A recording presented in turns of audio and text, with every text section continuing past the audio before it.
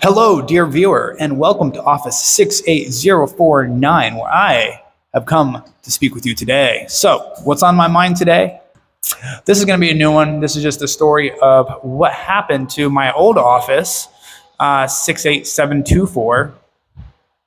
That one, I was actually getting ready to set up in there because I like to hop in the back of my trailers whenever I got some downtime. Like today, I'm doing a 34-hour reset in St. Paul. I got the old kettlebell out, and I was hopping in the back of my trailer just to, get a little bit of exercise in, maybe shoot some videos and content for you guys. And I found there was a leak out of a patch in the ceiling. So I'm like, nope, not this time. I went ahead and grabbed the empty right next to it, and I called maintenance, and I notified maintenance. I said, hey guys, I was in the middle of a 34-hour reset, and I noticed that, when it started raining, that patch, it started leaking. So I noticed the patch when I was doing my pre-trip inspection. I didn't think nothing of it because I couldn't see any light through it. But when it started raining, I caught it. And luckily I did, because if I would have, had to go to my live load tomorrow and they open it up there and see it, that trailer would have been rejected. So now I'll be able to maintain my appointment time tomorrow at 7 a.m. And on the way back, I'm coming back to this relay yard. I'm going to pick up that trailer, take it to the maintenance up the road, and get it fixed. That way there's no other driver out there looking to hook up to an empty and maybe getting some water damaged cargo or something like that. So always, if you ever see any maintenance issues that need addressed, just notify maintenance. If you don't fix it, then the next guy at least has a heads up. So that's another topic. So this is why I ended up in this office here today. And it's dry, it's clean, it's ready to go, and so am I.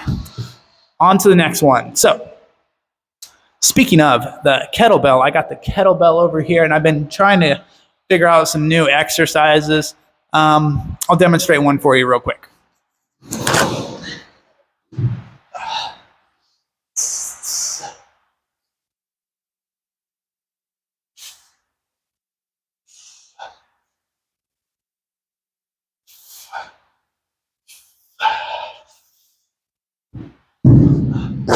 Now, I'm not going to lie, I've already been doing that for about 15, 30 minutes and just trying out new things. But that right there, oh man, it feels good. I'm already warmed up. That and another exercise, because a lot of truckers have issues with their back, as do I. So one of the things I like to do to get a good back stretch in is this. Check it out. Face directly perpendicular to the wall and do twists.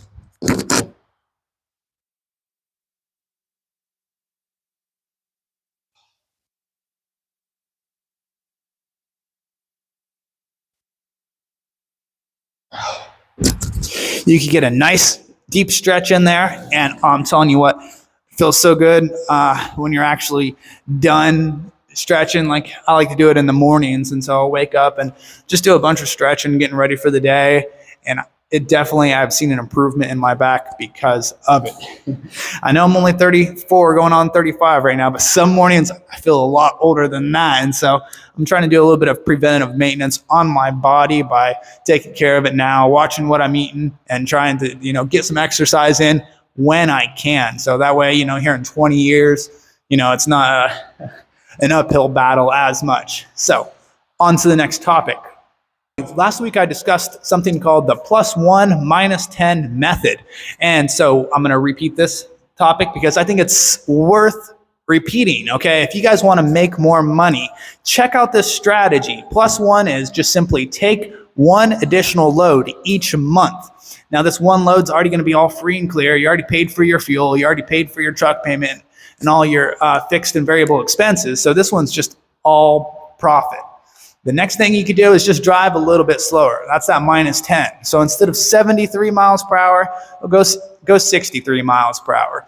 When you're going at 63 miles per hour, that's really kind of a sweet spot for like my truck anyway, like 63 to 65 in that area. And I can get like 8, 9 miles per gallon, even on some of these heavier loads. So definitely that is just a couple of quick things that you're able to take control of, you as the driver, to kind of, maximize your profit. And ever since I've been adding this method in, even under a couple heavy loads, I'm still getting like 8.8 miles per gallon. And, this has been probably about 4,000, 5,000 miles. And I'll be able to keep an eye on it since I've really been applying this +1 -10 method. I'll be able to track it from when I reset that tripometer and really started focusing on saving that fuel. So keep that in mind out there. That is a great way to make more money, because I know times are tough for everyone. Loads aren't paying as good as they are, and some areas of the country have slowed down. So definitely any little bit helps. On to the next topic. There's some technology I want to talk about. This is a recent development. Last year, I heard about it first from a man called Randall Carlson, and he was talking about an inventor who created a machine called the Thunderstorm Generator. So the inventor's name was Malcolm Bendall, and this is a emissions reduction device, I guess you could call it. It completely reduces the amount of carbon dioxide emissions coming from vehicles, and not only vehicles, any internal combustion engine can be fitted with this device, and it'll actually produce oxygen. So instead of producing, that carbon, we are putting fresh oxygen in the air with this device. I know it's a radical claim, and there will be radical proof as well. There's a convention coming along in North Carolina where they'll be debuting this. And I'll go ahead and put some sources on here, because the man's website is the Strike Foundation. I'll try to link this down here so you guys could check it out.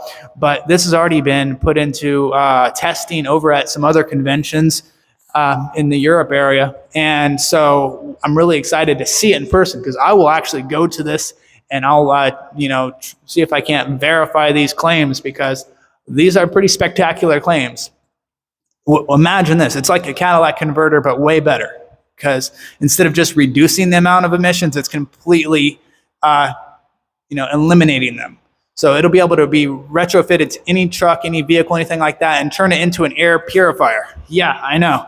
That's a pretty wild claim, and it could really turn the emission regulations up on the head. It has the potential to really, change the world for the better. And so I'm pretty excited to go and check that out. There's a lot of hype around it, and I've already seen it myself, because I've been following it pretty heavy. They've put it on cars.